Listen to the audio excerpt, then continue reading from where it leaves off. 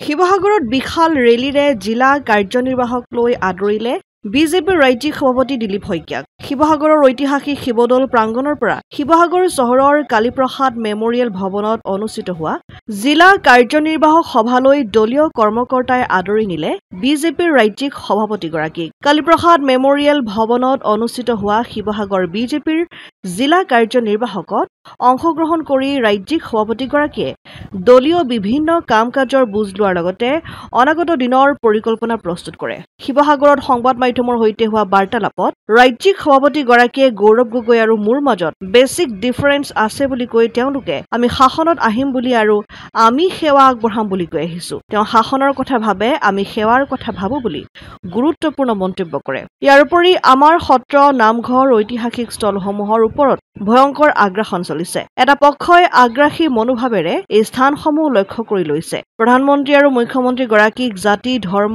বৰ্ণ নিৰ্বিশেষে সকলোৱে এই ক্ষেত্ৰত সমৰ্থন আগবঢ়াব বুলি আশা প্ৰকাশ দিলীপ শইকীয়াৰ। বিজেপিৰ ৰাজ্যিক সভাপতিগৰাকীয়ে শিৱসাগৰৰ বিধায়ক অখিল গগৈৰ সন্দৰ্ভতো মন্তব্য আগবঢ়ায়। শিৱসাগৰৰ পৰা সৈয়দ মুস্তাকুৰ ৰহমানৰ ৰিপৰ্ট, অসম আদিত্য।